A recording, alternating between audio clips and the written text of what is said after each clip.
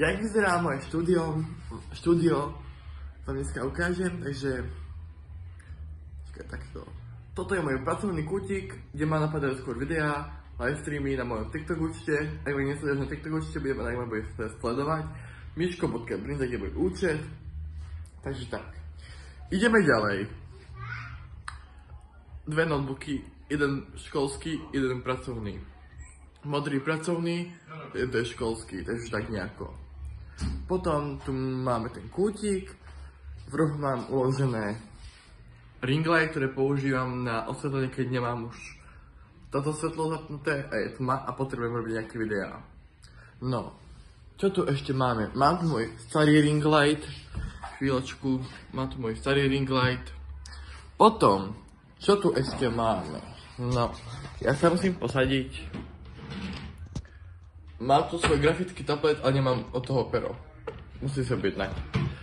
Potom tu môžete vidieť. Toto je, keď nahrávam cez svoj telefón. Ahojte, to som ja.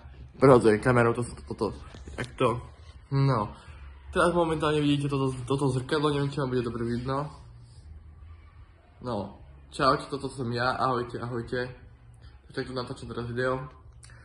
Ale to sa zmení, keďže mám veľa stabilizátorov, ale mám ešte objednaný.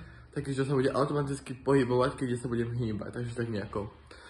Takže toto bolo moje štúdio, ešte neoficiálne, čo by som chcel dodať k tomuto štúdiu.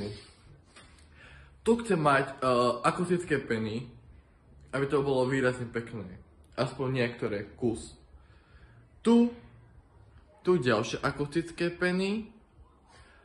A toto svetlo sa dá nastaviť ako vy chcete, takže je to tak. Ovládač nemám, takže našťastie sa mi dá ovládať, takže ja si vlastne mám túto, že waty a tu mám, že kilowaty, že koľko chcem mať stupňov ako farbu a akú farbu, takže tak nejako. Majte sa krásne a nezabudnite ma odberať na mojom YouTube kanáli. Ahoj!